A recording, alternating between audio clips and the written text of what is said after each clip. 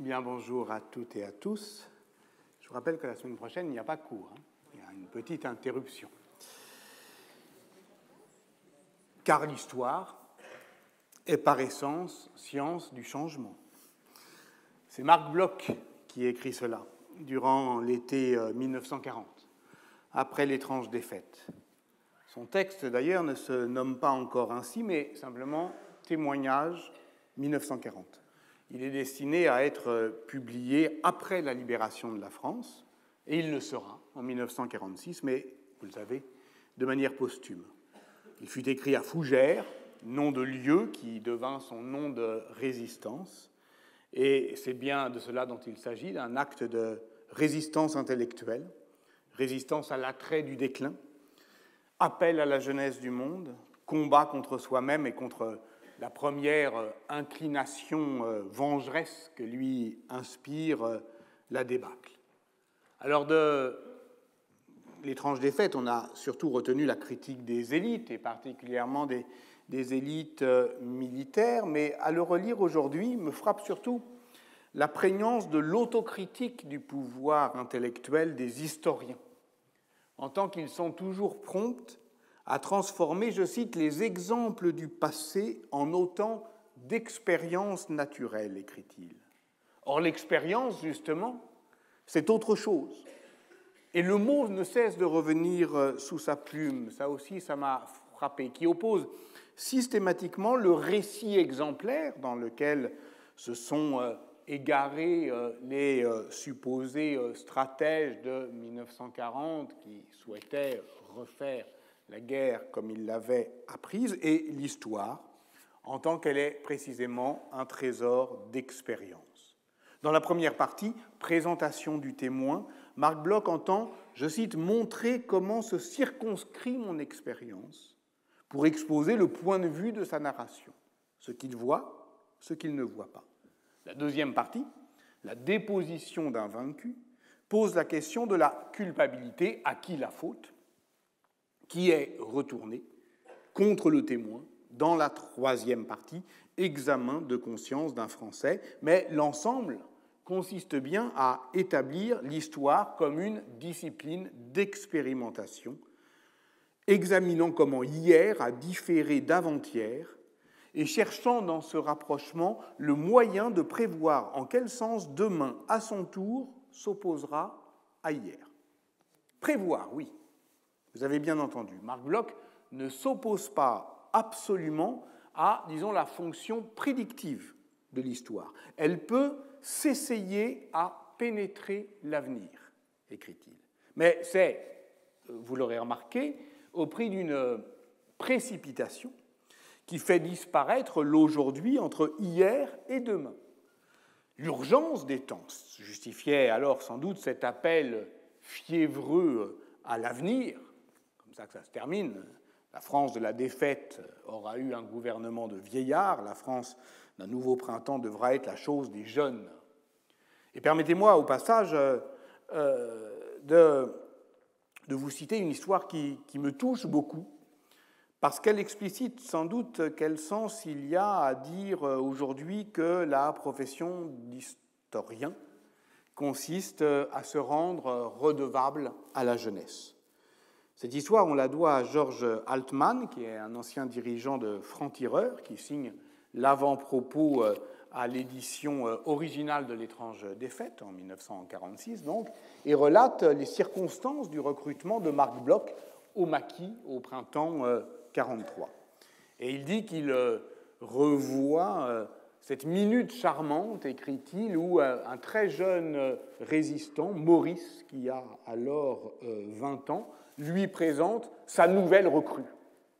Et sa nouvelle recrue, c'est cet homme d'une cinquantaine d'années, un peu courbé, avec une serviette à la main, une canne de l'autre. C'est Marc Bloch qui, un peu cérémonieux d'abord, sourit à donc, son hôte et lui dit « C'est moi, le petit nouveau, le poulain de Maurice ». Évidemment, c'est une histoire que Laurent Douzou aime bien raconter parce qu'elle montre comment se construit la légitimité dans la lutte clandestine, c'est-à-dire par l'expérience, justement, et l'expérience du combat.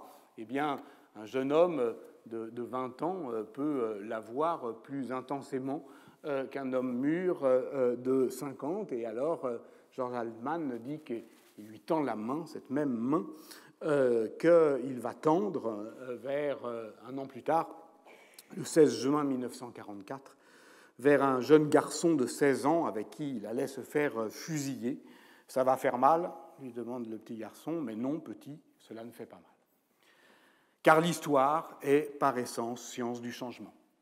Elle sait et elle enseigne que deux événements ne se reproduisent jamais tout à fait semblables, parce que jamais les conditions ne coïncident exactement. Voilà pourquoi il serait sans doute périlleux de dire qu'en 1521, avec son art de la guerre, Machiavel écrivit quelque chose comme son étrange défaite, sinon peut-être en prêtant l'oreille à l'assonance que font les deux textes, dès lors qu'ils font cingler un désenchantement actif, nerveux, tout le contraire, bien évidemment, du découragement d'une intelligence affaissée sur elle-même, car trop confiante en ses propres capacités. Les pauvres, ils ne se rendaient pas compte qu'ils se préparaient à être la proie de quiconque les attaquerait, d'où provinrent, en 1494, de grandes frayeurs, de soudaines fuites et d'étonnants désastres. Cette fois-ci, vous vous souvenez, c'est Machiavel qui parle, et je vous avais laissé la semaine dernière sur cette ère désabusée qui disait que ce petit tas de ruses et de beauté accumulée qu'on appelle une culture, en l'occurrence ici, pour les princes italiens du Quattrocento, une culture humaniste, ne leur furent alors d'aucun secours pour affronter la méchanceté du monde. Et pire, les avait d'une certaine manière affaiblis dans la croyance trompeuse que, au fond, la mise en beauté de leur pouvoir était une mise en défense. Et vous vous souvenez aussi combien c'est difficile à entendre, combien ça heurte notre croyance, une croyance lettrée que nous avons précisément héritée de cette révolution symbolique que fut le mouvement humaniste. Voilà pourquoi on peine tant à mettre à distance cette attirance spontanée que nous inspire l'Italie princière. Tout nous y pousse, et cette insistance inexorable et douce, plus forte que la force, je propose de l'appeler l'effet muséal, ou même plus simplement le musée. Le moyen de lutter contre. Lorsqu'il faisait cours au Collège de France, en 1998, sur ce qu'il avait appelé l'effet Manet, Pierre Bourdieu avait éprouvé cette extrême difficulté, et voilà pourquoi d'ailleurs ses cours étaient à ce moment-là si difficultueux. Il tentait de faire l'histoire d'une de ces révolutions symboliques, celle de la modernité picturale incarnée par Édouard Manet, et c'était difficile car, je cite, « nos catégories de perception et d'appréciation, celles que nous employons ordinairement pour comprendre les représentations du monde et le monde lui-même, sont nées de cette révolution symbolique réussie. » Dès lors qu'une révolution réussit, alors ce qui était objet d'étonnement ou de scandale est devenu évident, et si évident en somme que le renversement qu'il produit en devient invisible, puisque nous le poursuivons, nous l'incarnons, nous voyons les choses à partir de ce point de vue. Il conviendrait donc de nommer cette difficulté que vise Machiavel lorsqu'il met en regard la mise en beauté du pouvoir et l'illusion de sa mise en défense, je l'ai dit, et cette mise en regard qui est au sens propre un effet de symétrie entre deux miroirs affrontés, précisément à avoir avec les arts visuels. On peut donc partir de l'hypothèse suivante que je proposerai ici en 1521, lorsqu'il écrit L'Art de la guerre.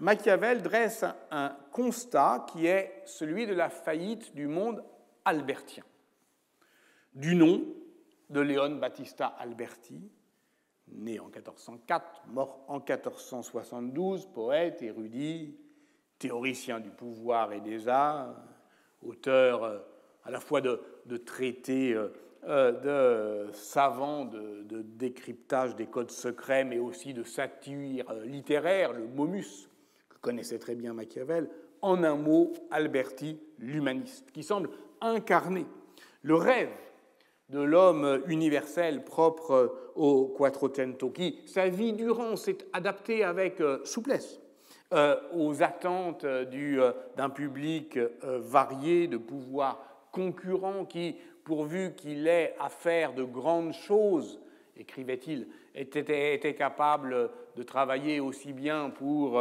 le pape Pie II à Rome que pour son pire ennemi, Sigismondo Malatesta, à Rimini, au point que Cristoforo Landino, qui était un humaniste de la cour de Laurent le Magnifique à Florence, où se forgea la réputation d'Alberti, au point qu'il a pu le comparer à un caméléon.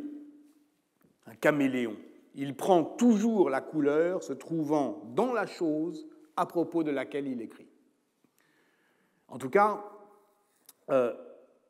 dès qu'il écrit sur quelque chose, il écrit depuis le point de vue de ce quelque chose. Lui qui n'est pas peintre, lorsqu'il rédige le De Pictura en 1436, il prétend parler comme un peintre, parlo come pictore, c'est-à-dire qu'il parle en réalité de part et d'autre du rapport mécénal qui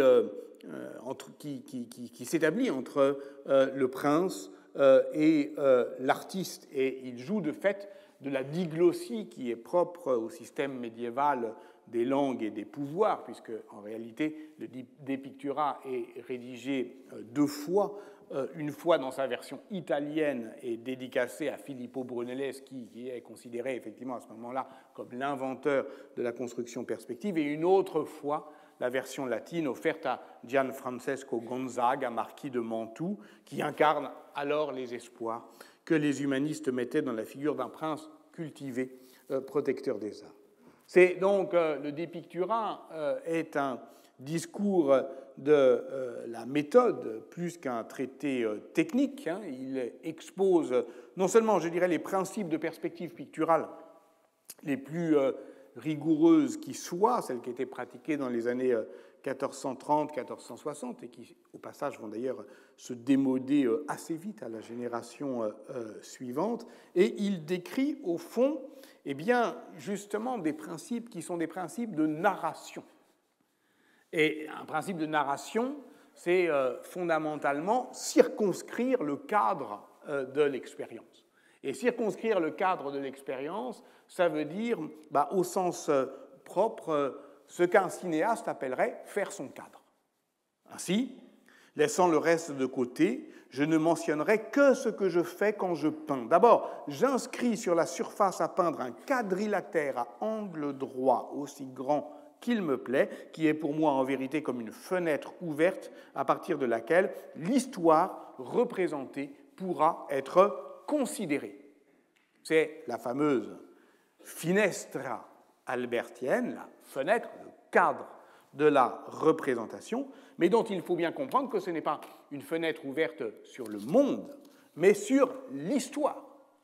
C'est pour effectivement cadrer, borner, circonscrire l'histoire que l'on a à raconter. Et donc, le cœur, effectivement, de la démonstration, c'est la storia. C'est-à-dire, qu'est-ce que c'est que la storia pour Alberti, qui, à ce moment-là, parle comme un peintre, mais un peintre en tant que, dans ce système humaniste, ce sont les arts visuels qui sont les arts directeurs de l'ensemble, effectivement, de la culture. Le peintre, imitateur de la nature, ne doit pas laisser passer toute la réalité visible par la fenêtre qui forme le cadre de sa construction visuelle, mais au contraire, séparer, découper, discriminer le réel, pour ne retenir que ce qui fait sens, ce qui construit un récit et ce qui est proprement éloquent, puisqu'une storia, c'est une manière de convaincre le spectateur par un récit ordonné, c'est-à-dire effectivement réglé par les lois de la perspective, discipliné par ces lignes de fuite que Alberti appelle les ministres du voir. Donc vous voyez que tout est politique, évidemment, dans cette manière, et ces ministres du voir que sont les lignes de fuite de la perspective, eh bien, elles vont pouvoir garantir l'équilibre des pigments. Entre les couleurs existe une certaine amitié, en vertu de laquelle, une fois jointes, l'une augmente chez l'autre la grâce. Daniel Arras, au moment de mourir, avait en chantier une lecture politique des Pictura, dont il a donné quelques éléments dans ses entretiens radiophoniques. Et cette lecture politique, elle permet de faire comprendre l'ensemble du système albertien des beaux-arts, puisque, effectivement, il a écrit sur la peinture, il a écrit sur la sculpture, le De Statua, et il a aussi écrit sur l'architecture, le De Re Edificatoria, le dernier art à être pris en charge.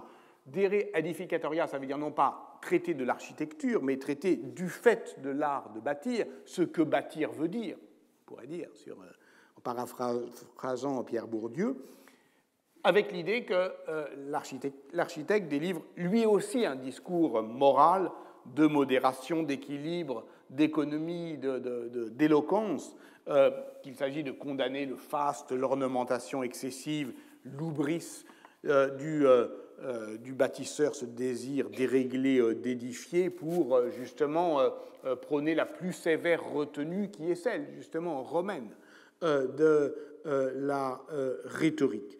Et évidemment, c'est en se fondant sur ce qu'il appelle au livre 4 les antiques fondateurs des républiques et des lois qu'Alberti définit un lexique architectural qui exprime au fond, sans ambiguïté, croit-il, la typologie des régimes politiques. Et pourquoi je vous dis ça? Parce que justement, dans ces traités, qui sont les traités apparemment techniques, des arts visuels de l'Italie du Quattrocento, tout est affaire de narration, d'éloquence et de rhétorique. Et ce langage, pour être efficace, doit être partagé, doit être une expérience commune, parce que c'est ça la croyance, effectivement, humaniste. Cette langue des arts visuels est une langue vernaculaire, elle est comprise par tous. Il y a une disposition innée à saisir la beauté d'un édifice. On peut s'en étonner, écrit Alberti, et se demander pourquoi la nature nous fait immédiatement sentir à tous, ignorants comme savants, ce qu'il y a de juste ou de vicieux dans la conception des choses et dans leur exécution, en particulier dans ces questions où le sens de la vue l'emporte en acuité sur tous les autres. Or, et voilà, je voulais en venir, cette beauté innée, spontanée, partagée, s'impose et intimide parce qu'elle est proprement désarmante. C'est une protection contre la violence qui rend les choses inviolables. Or, je le cite, « La beauté obtiendra même de la part d'ennemis acharnés qu'ils modèrent leur courroux et consentent à la laisser inviolée. » Donc, l'artiste, s'il met en beauté le cadre d'exercice du pouvoir princier, ce n'est pas simplement pour être agréable à son protecteur, mais c'est pour l'aider à construire une défense contre les envieux, contre les jaloux, contre les méchants. Alors, cette proposition est sidérante. On comprend d'ailleurs pourquoi Alberti est chéri aujourd'hui des architectes, qui voient quand même une idée très consolante et très douce hein, en tout cas qui les arrange beaucoup, parce que si effectivement la mise en beauté du pouvoir est une mise en défense, alors personne ne s'étonnera effectivement qu'on dépense de l'argent dans des travaux publics. Est-il besoin de dire que tout dans l'histoire dément un tel idéalisme et qu'on ne peut pas entendre justement aujourd'hui cette belle profession de foi humaniste sans l'entendre accompagné du rire machiavélien, puisque c'est ça qui vise, évidemment. Mais il faut comprendre que ce déniaisement de Machiavel emporte tout sur son passage, et en particulier peut-être la croyance centrale de l'humanisme en une rhétorique commune au genre humain qui nous entraîne dans une seule et même narration. Et en ce sens, je dirais que Machiavel est emporté par la vague qu'il produit. Il pense largement contre lui-même et contre sa volonté de faire consonner ce qu'il appelle, dans la lettre dédicatoire au prince, la longue expérience des choses modernes et la continuelle lecture des antiques. Dès lors, à partir de ce point de répulsion machiavélien, depuis ce XVe siècle défait et désenchanté, il convient de reculer encore dans le siècle et de poursuivre, me semble-t-il, l'archéologie de cette croyance humaniste en un grand récit homogène, rendant compte de toutes les expériences politiques par une seule et même narration qui serait à tous et toutes, selon son niveau d'expérience et de savoir, partageable.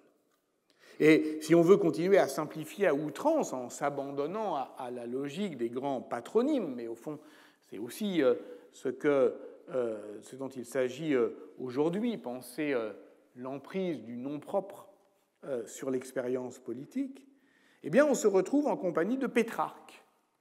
Pétrarque, qui émonde l'histoire de l'Italie au tranchant de la langue latine, qui passe en somme au fil de son rasoir les commentaires engonçants, étouffants, les textes, qui débroussaille les gloses médiévales placées là par ceux qu'il appelle tantôt la foule des commentateurs, le troupeau insensé et criard, les enfants ridés de la scolastique, c'est-à-dire des gens qui, effectivement, par justement la force de son verbe, deviennent d'un coup à la fois très vieux et très puérils, parce que, justement, ils répètent, ils commentent, ils reprennent. On décode mieux aujourd'hui ce dédain contre la glose, le commentaire, quand on sait effectivement que ce commentaire, dans le monde universitaire et urbain qu'il condamne, qu'il méprise, est avéroïste. Quand on a lu Alain de Libera et qu'on comprend que ce qui est congédié là, sous le nom de Moyen-Âge, est la circulation des savoirs arabo-latins.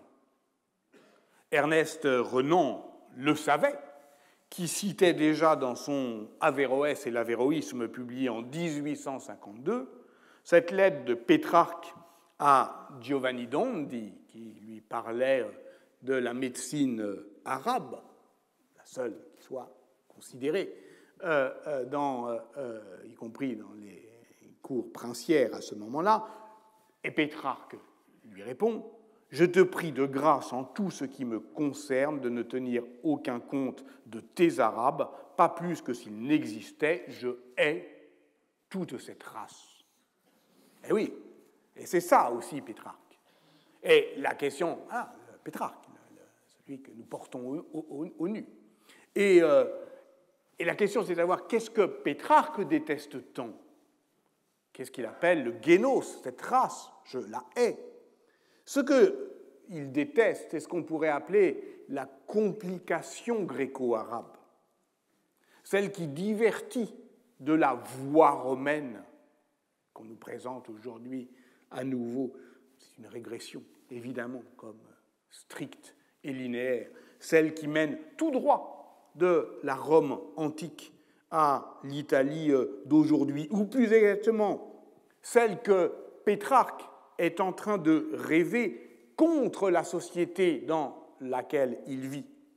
Car Pétrarque jette lui aussi un pont entre avant-hier et demain, façonnant ce qu'on pourrait appeler non pas le mouvement humaniste, mais l'idéologie humaniste, puisque, vous vous en souvenez, l'idéologie, c'est une violence faite au monde tel qu'il est, depuis l'idée qu'on se fait de ce qu'il devrait être. Et à force de penser le monde contre le monde, on finit par le façonner à la ressemblance de sa propre détestation. Le texte majeur est, de ce point de vue, son grand poème épique en hexamètre latin africain. Commencé dans le Vaucluse en 1338, ce vaste poème en 9 livres, qui demeure aujourd'hui à l'état inachevé, narre les exploits de Scipion l'Africain contre Carthage, puis les moments les plus épiques de l'histoire de la République romaine. Donc Pétrarque tente de faire là, dans Africa, avec les aventures de la libertas romaine, quelque chose comme l'épopée nationale des Italiens. Trace un trait net et acéré, et pour tout dire impérial, entre l'Afrique et l'Europe.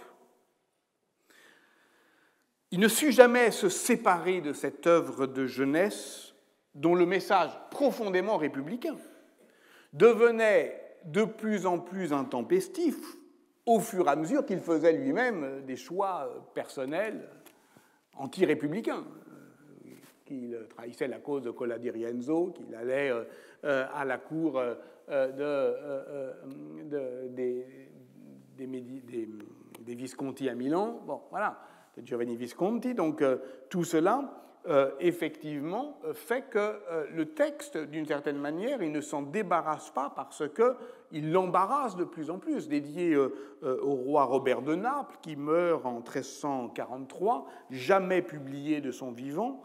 Il ne le sera qu'en 1397, 30 ans après la mort du poète couronné, et on voit bien que, au fond, l'Africa est une adresse du siècle de Pétrarque à celui qui suivra.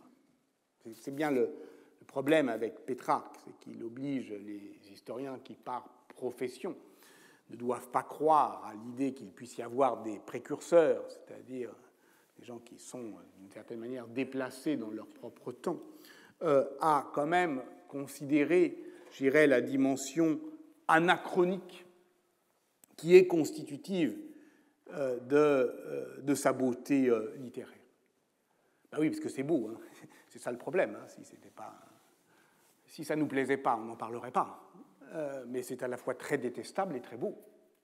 Par exemple, la mélancolie qui teinte la fin du poème s'adresse à quelqu'un qui lui survivra.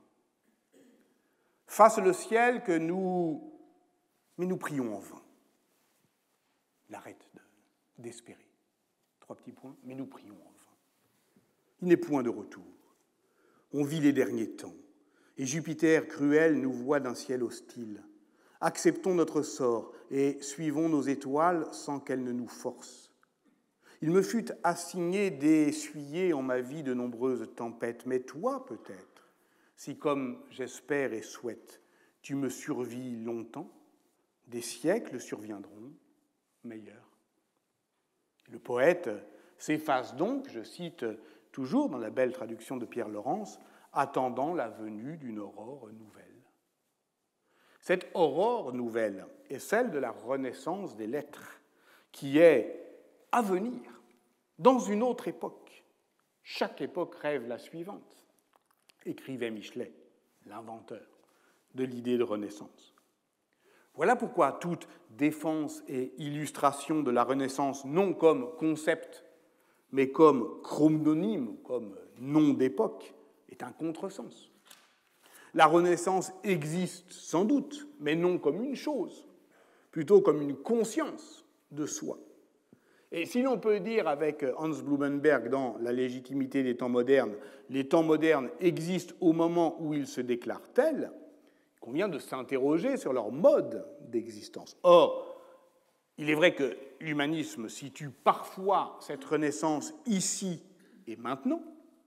Lorenzo Valla, préface des élégances de la langue latine, 1449, aujourd'hui, les arts se réveillent et renaissent. Le plus souvent, elle projette cette culture humaniste à l'horizon, cette renaissance. Il en va de cet horizon comme de l'horizon théologique de l'impérialité dont on a parlé lors du colloque de septembre sur l'eschatologie impériale du souverain. Un horizon, ça définit une ligne fuyante de séparation. Un horizon, ça fuit vraiment, mais ça sépare vraiment. Ça nous amène à reculer indéfiniment le geste de la définition historienne, Moyen-Âge, Renaissance, qui est visiblement nécessaire, mais obstinément retardé. Donc, on nomme Renaissance, non pas l'époque où les lettres romaines reviennent, mais où elles reviendront. Or, pour Pétrarque, point de doute, lui ne le verra pas, c'est en cela qu'il est effectivement déplacé dans son siècle, il s'adresse à un toi qui vivra l'aurore, donc il est redevable à la jeunesse d'une certaine manière lui aussi, mais il est persuadé que si les lettres reviendront, elles ne peuvent revenir qu'en Italie. Son humanisme est aussi un nationalisme, parce que lorsqu'il accuse la scolastique universitaire d'étouffer les textes dans leur pureté originelle par l'hier asphyxiant de la glose qu'il s'attache effectivement à émonder, lorsqu'il accuse la scolastique universitaire de mettre à distance la poésie et la littérature comme savoir légitime, il n'ignore pas que cette scolastique universitaire a alors une capitale incontestée qui est Paris. Dans la première lettre du 9e livre des Lettres de vieillesse, qui est daté des premiers mois de 1368, Pétrarque exhorte le pape à résister aux pressions des Français qui s'opposent au retour de la papauté à Rome, parce qu'évidemment, derrière tout ça, il y a la question du schisme. Et lui qui ne concède aux Français qu'une seule supériorité, il n'y a pas en France de vin de Beaune, écrit-il. Pour le reste étant la philosophie, l'histoire, la sagesse, l'éloquence, les arts, la politique, les livres sont là pour témoigner, écrit-il. Si en effet des étrangers se sont essayés avec bonheur dans ces domaines, ou bien ils ont imité les Italiens, ou bien ils ont soit écrit en Italie, soit étudié en Italie. Donc ça, c'est effectivement la constitution aussi de l'humanisme comme conscience nationale. 5 ans plus tard, en 1373, Pétrarque adopte le genre romain de l'invective pour répondre au maître de l'université de Paris, justement, Jean de Hesdin, qui, dans son apologie, vantait les mérites comparés de la France sur l'Italie, précisément pour retenir le pape. Il écrit que le Gaulois dresse à présent l'oreille et que sa crête insolente retombe, afin d'écouter non pas éternellement ce qui lui fait plaisir, mais parfois aussi ce qui est vrai. Et au-delà de la question politique, au-delà même des stéréotypes qui, en miroir, qui commencent, Patrick Gilly l'a montré, à se constituer entre la France et l'Italie, c'est la défense même de la méthode humaniste d'accès direct au texte antique qui est en cause dans le « Contre celui qui maudit l'Italie » de Pétrarque, qui est le nom de cette invective. La charge d'ailleurs était si violente qu'après la mort de Pétrarque, des humanistes français comme Nicolas de Clamange essayaient encore d'y répondre. C'est bien que l'œuvre latine de Pétrarque constituait pour la culture française un défi, un redoutable défi, un puissant stimulant aussi. Or, c'est dans ce texte que l'on trouve la formule clé que je veux ici mettre en exergue. Pétrarque rappelle combien l'accroissement de l'Empire apporta aux Romains anciens, l'habitude de la victoire et avec elle la générosité à l'égard des vaincus. Contrairement à ceux qui remportent un premier succès et qui, écrit-il, faute d'habitude, délirent de joie et perdent la tête, les Romains, eux, comme ils gagnaient tout le temps, ils accueillaient ce bonheur routinier avec sagesse. Et là vient le passage décisif, mais pourquoi m'efforcer de donner toutes ces précisions? Si je voulais les citer une à une, il me faudrait réécrire tous les ouvrages illustres que les auteurs ont composés au cours des siècles. Qu'est-ce donc que l'histoire, sinon l'éloge de Rome? Ainsi donc, tout file droit, de Rome à Rome. Et ce, d'autant plus que Pétrarque démarque ici une lettre de Saint Jérôme. Qu'est-ce qui est sauf si Rome périt? Et montre au fond que Rome est le tout de l'histoire, que Rome donne le nom à toute l'histoire, à l'histoire en tant qu'elle aspire au tout.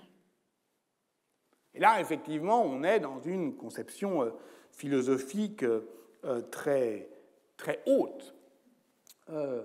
Jean-Claude Milner, dans un texte qui s'appelle Lacan, le juif, et qui montre que le nom juif est entendu comme, je cite, un vacarme silencieux qui éclate aux oreilles des fidèles du tout, montre de quelle complication, justement, la psychanalyse, en l'occurrence la psychanalyse lacanienne, fait payer les adeptes, les turiféraires du grand tout, et qu'au fond, il convient même de traduire plus durement encore le latin de Pétrarque, quid est enim aliud omnis historia quam romana laos, soit donc, qu'est-ce que l'histoire quand elle s'ordonne du tout, sinon un éloge de Rome? Qu'est-ce que l'histoire qui, lorsqu'elle s'ordonne du tout, c'est-à-dire lorsqu'elle se prétend universelle, et qu'elle ne cessera pas de l'être si elle ne croit plus en la providence, mais se maintient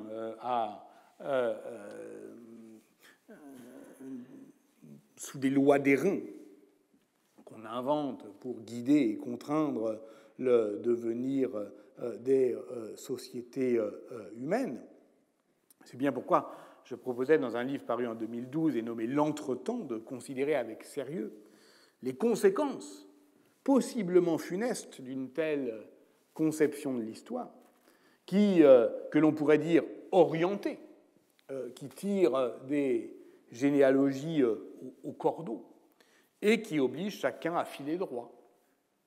Or, si je reprends mon texte de Marc Bloch à la page où je l'avais laissé tout à l'heure, j'y retrouve cette idée. L'histoire est donc, vous vous en souvenez, cette discipline d'expérimentation examinant comment hier a différé d'avant-hier et cherchant le moyen de prévoir en quel sens demain, à son tour, s'opposera à hier. Je poursuis donc. Sur ces feuilles de recherche, les lignes dont les faits écoulés lui disent le tracé ne sont jamais des droites. Elle n'y voit inscrites que des courbes, et ce sont des courbes encore que, par extrapolation, elle s'efforce de prolonger vers l'incertain des temps. Si l'on vise comme horizon de connaissance, non pas la certitude obstinée de la répétition du même, non pas le plaisir facile de prétendre avoir toujours raison et d'être comme le chien qui aboie quand la caravane passe, si l'on vise comme horizon de connaissance, de savoir, Marc Bloch dirait même la science, que confère l'expérience des incertitudes du temps, si l'on tente de conjoindre avec Machiavel lecture continue des choses antiques et longue expérience des choses modernes, en ne s'abandonnant pas complaisamment aux rimes faciles, telle chose du passé me fait penser à tel fait aujourd'hui, ou plus souvent l'inverse, cette connaissance par assonance doit donc épouser les courbes du temps, ou disons ces bifurcations. Le bivium, la racine de l'Y qui sépare deux chemins, c'est la grande figure pétrarchienne du temps, qui désigne le carrefour où les voies se séparent, la croisée des chemins qui désoriente le voyageur, mais qui peut décider de sa vie. C'est Pétrarque, effectivement, au sommet, c'est toujours au sommet que sont les carrefours, et qui dit est-ce que je dois aller là ou là? Est-ce que je dois porter mes regards vers l'Italie ou vers la France? On me couronne à Rome, on m'espère à Paris. Ce bivium, donc, au fond, il faut, pour le saisir à la racine, reculer encore le temps et se placer justement, disons, au milieu du XIIe siècle. On recule ensemble. Parce que c'est là où va, d'une certaine manière, prendre naissance le buissonnement des expériences politiques, ce buissonnement que va élaguer l'humanisme. Et il faut donc reculer pour saisir comment tout ce buissonnement d'expériences a été possible en Italie et comment, effectivement, il s'est progressivement étréci, ça on ne va pas le voir dans un quart d'heure, mais progressivement étréci dans cette ligne romaine et princière. Si on veut voir le buissonnement aux origines, il vaut mieux le voir avec les yeux de quelqu'un qui ne comprend pas ce qu'il voit. C'est généralement le meilleur témoin. Car cette incompréhension face à la réalité est un puissant moteur de transformation historique. Alors, je prends, c'est vraiment très banal, le texte phare des origines de l'Italie communale, c'est-à-dire la relation de voyage de l'évêque Othon de Freising, neveu de l'empereur Frédéric Barberousse, en 1154. Voilà. Il passe les Alpes et il voit l'Italie qu'il pensait terre d'empire et qui cesse de l'être. Il retrouve un camarade ancien qu'il croyait connaître et qui a beaucoup changé. Et il consigne cet étonnement et cette déception dans ses Gesta de Frédéric Ier Barberousse. Il constate que l'Italie est devenue un pays de villes qui surpasse en richesse et en puissance les autres villes du monde. Il est impressionné par leur prospérité et il s'indigne de leur insolence. Et voilà effectivement le scandale pour l'auguste prélat allemand de haute naissance. Les communes consulaires triomphent partout, l'ordre urbain s'impose à tous au point de remettre en cause des principes aussi sacrés que la monarchie héréditaire et la domination féodale. De là vient que, presque toute la terre étant divisée entre les cités, chacune oblige les habitants de son territoire à rester avec elle et qu'on aurait du mal à trouver un noble ou un grand assez ambitieux pour ne pas se conformer aux ordres de sa cité. Ça veut dire très banalement qu'effectivement, là, l'Italie est ce pays bizarre où les nobles sont en ville, mais être en ville, ça veut dire, d'une certaine manière, obéir à l'ordre urbain. Et c'est de ça dont on aura à parler après la pause, c'est-à-dire comment l'espace, au fond, s'impose par cette violence douce, cette contrainte, est comme effectivement un ordre. Entendez à la fois une discipline, une régularité, une symétrie, un commandement. Cette discipline sociale et territoriale d'une Italie qui est occupée par ces villes, toute occupée par ces villes, elle va à l'encontre de l'ordre impérial romain. Ces communes se gouvernent désormais elles-mêmes avec pour modèle l'intelligence des anciens Romains. Pour modèle. Mais, poursuit Othon de Freising, ils aiment si fort la liberté qu'ils refusent tout excès de pouvoir et préfèrent pour les diriger des consuls à des chefs. Ces consuls élus délibèrent, rendent la justice, sont dédaigneux des droits de l'empereur sur l'Italie. Leurs princes, à qui ils devraient d'eux-mêmes montrer une respectueuse obéissance, ils ne l'accueillent presque jamais avec respect, et ces décisions prises dans le respect des lois, ils ne se montrent pas obéissants. Alors, cette description est évidemment très célèbre parmi les historiens de l'Italie communale, parce qu'elle la caractérise, je le répète, depuis son étrangeté.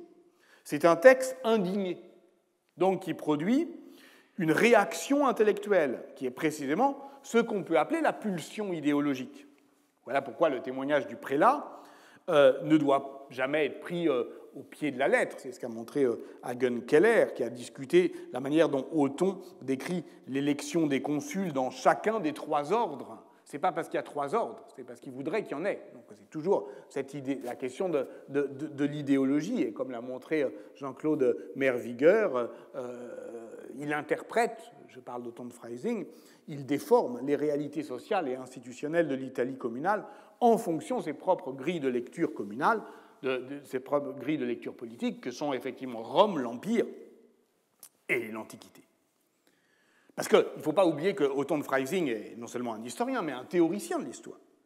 Que ce moine cistercien qui a étudié la théologie, qui a participé à la deuxième croisade de 1147, au cours de laquelle il est entré à Jérusalem, a certes rédigé ses Gesta sur l'ordre de Barberousse en 1157-1158, au moment où Barberousse tentait de reprendre ses droits impériaux sur l'Italie, mais ce livre-là, on va dire d'histoire immédiate, doit être compris à l'ombre de sa grande chronique universelle des Duabus Civitatibus, les deux cités, qui embrasse l'histoire du monde depuis la tradition augustinienne des deux cités mystiques, même si à la fin de son livre, à l'horizon eschatologique, nous sommes bien ici dans l'eschatologie impériale de la souveraineté, ces deux cités se confondent en une seule, qui est l'Église.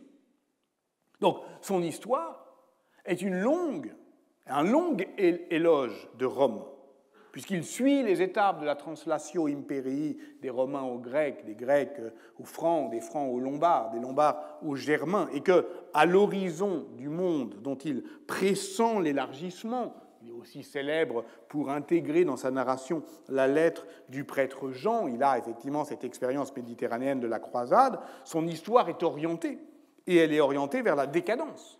Le monde va à sa perte. Voilà donc le point aveugle d'Othon de Freising.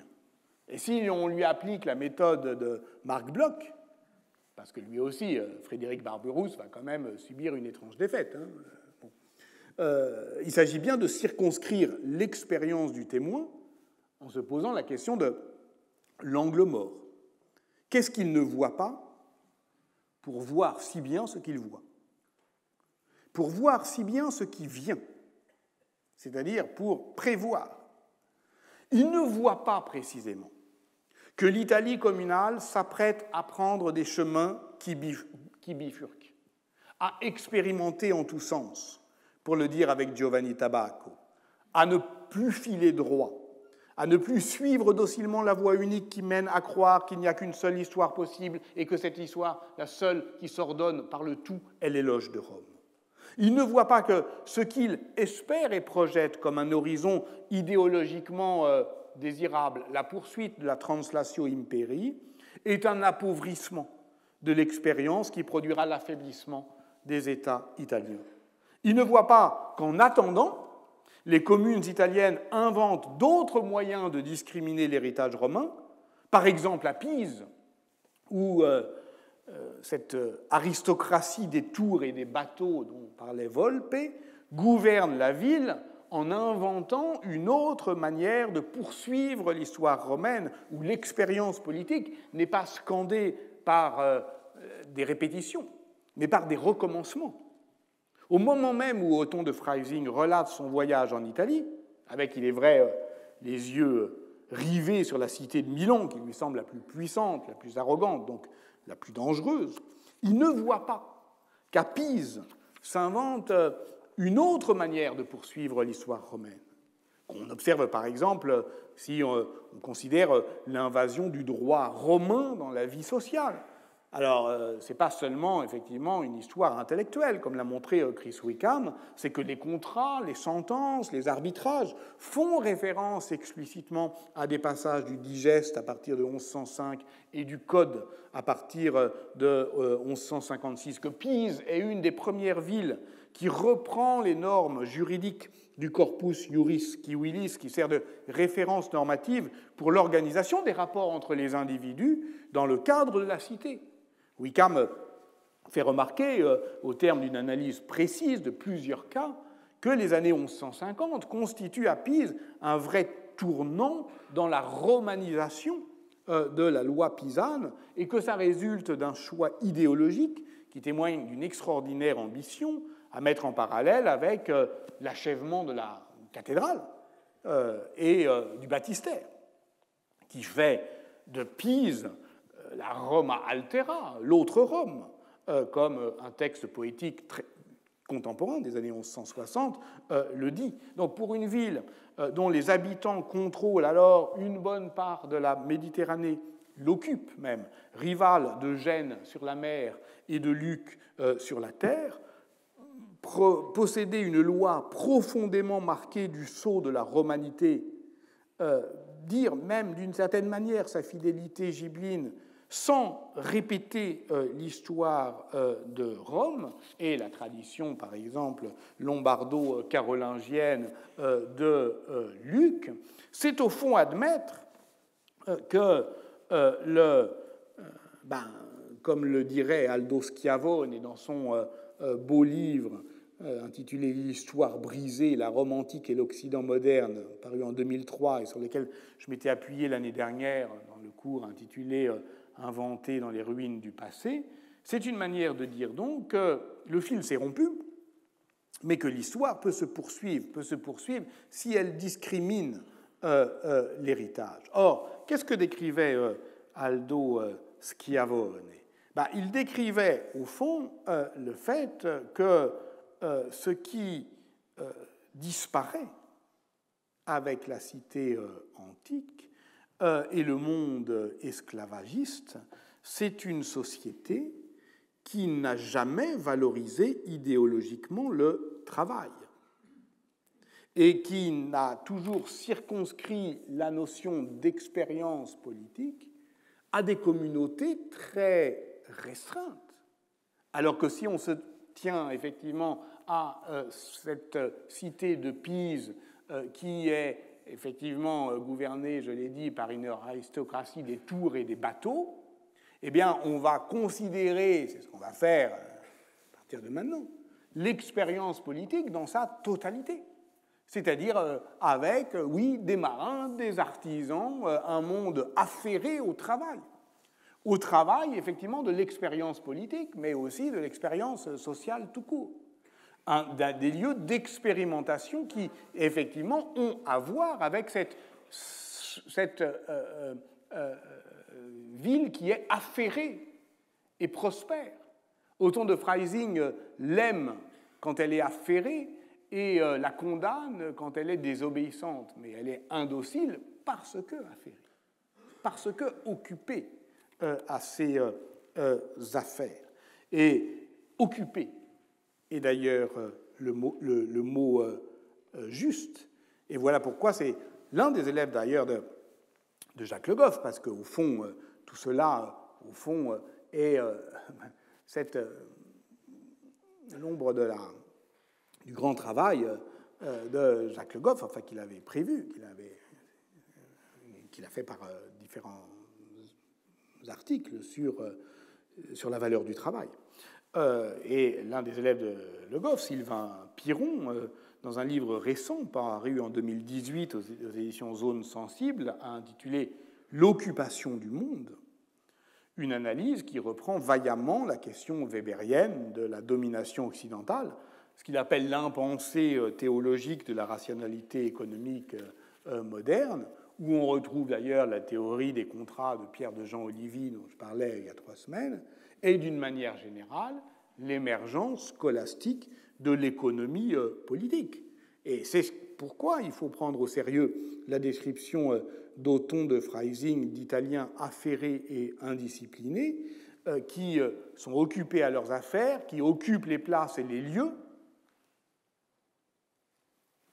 physiquement, et parce que c'est ça, des consuls, c'est effectivement une occupation de la place, et qui s'occupent du monde, et de plusieurs manières,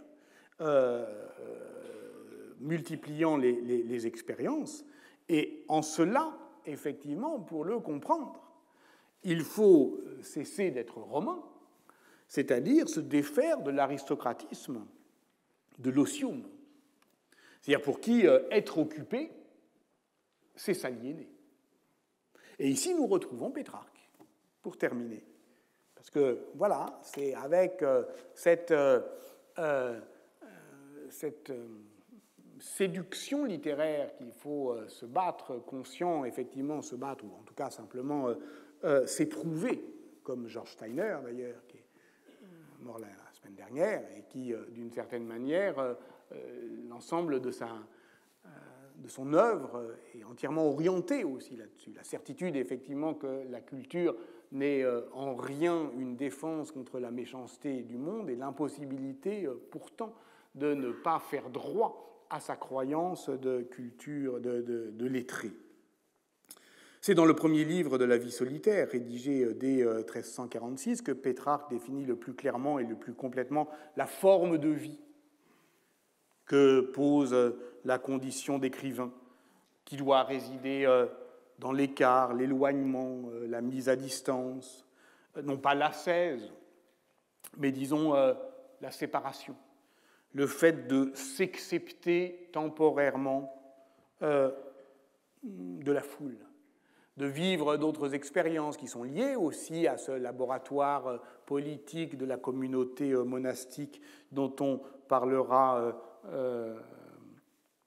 dont on a parlé l'année dernière. Sauf que Pétrarque n'est pas un professionnel de la solitude, c'est un intermittent de la solitude, même s'il en fait grand spectacle.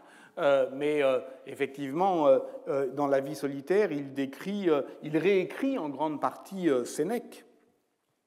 Et il compare la journée d'un homme pris par ses affaires dans le monde urbain et à celle d'un homme retiré à la campagne. Le premier, celui qu'il appelle l'occupé, le premier s'en va triste au forum, plein d'affaires et d'ennuis, et augure au vol des oiseaux ce que sera la journée qui commence. Le second va tout allègre dans la forêt voisine remplie de calme et de silence, et franchit dans la joie le seuil heureux d'une journée sereine. Donc, on préférerait être le second, non ? La vie active, soumise aux urgences, est profondément aliénante. Les occupati sont ceux que les affaires d'autrui accaparent, que dirige la volonté d'autrui et qui apprennent sur le visage d'autrui ce qu'ils ont à faire. Vous voyez, ça, c'est intéressant parce qu'on commence par avoir envie d'être avec Pétrarque dans la vie solitaire, et au fur et à mesure qu'il nous décrit les occupés, eh bien, les solitaires, en revanche, qui se retranchent du vacarme, qui obtiennent de cette soustraction un gain d'être, qui vient se loger dans une âme clivée, cette disponibilité, cette vacuité, ou plutôt, c'est ce que écrit Pétrarque, je préfère ce mot, cette vacance, est la source des lettres et des arts.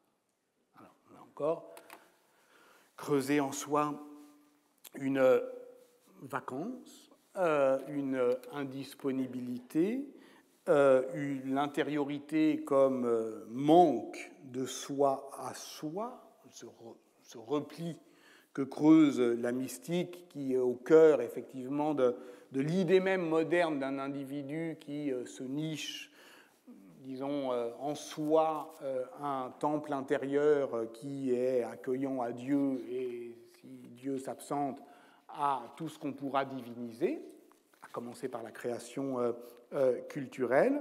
C'est ce qu'il appelle le secretum, le secret, et c'est effectivement le cœur de la vie lettrée. Et encore une fois, c'est très beau. Mais tout cela s'accompagne d'une conception aristocratique du public, de son public, qu'il rêve d'entraîner à l'écart du monde, comme les Happy Few de Stendhal. Je ne m'adresse pas à tout le monde, mais à toi, à moi, à la poignée d'hommes auxquels convient ce choix d'exception. Si nous suivons notre propre nature et non les propos du peuple, il n'y a rien qui soit mieux fait pour nous. On suit chez Pétrarque la pente qui mène de la haine des urgences de la ville à la haine du peuple. Sa critique de l'occupatus est une critique qui finit par être celle de l'utilité des métiers. Laissons la ville aux marchands, aux avocats, aux trafiquants, aux usuriers, aux fermiers, aux notaires, aux médecins, écrit-il au second livre de la vie solitaire, et dans son invective contre un médecin, justement, il s'en prend aux méchants, criminels, malandrins, mais aussi aux mécanici, les artisans mécaniques, qui n'ont pour but que de gagner de l'argent et de tromper le monde. Avec le peuple, il ne peut rien partager. Je me tiendrais pour très heureux si je parvenais à être tout le contraire de ce qu'est le peuple. Et je me suis toujours efforcé d'y parvenir. Vous voyez qu'effectivement, le bivium, ce sont deux pentes. Vous voyez où elles mènent, vous voyez où ça dévale. Et cette critique romaine, au nom, justement, de l'aristocratie romaine, des occupati, elle désigne précisément le lieu de l'expérience. La ville occupée du monde, en train effectivement de construire aussi les ressorts de sa puissance, de la domination occidentale qui va occuper le monde, pour le meilleur et pour le pire. Mais c'est cette question-là, au fond, de la pluralité des expériences qui creusait au cœur de la diversité politique et sociale de l'Italie communale. C'est cette question-là donc qui retiendra notre attention, non pas la semaine prochaine, mais celle d'après. Bonne journée à vous.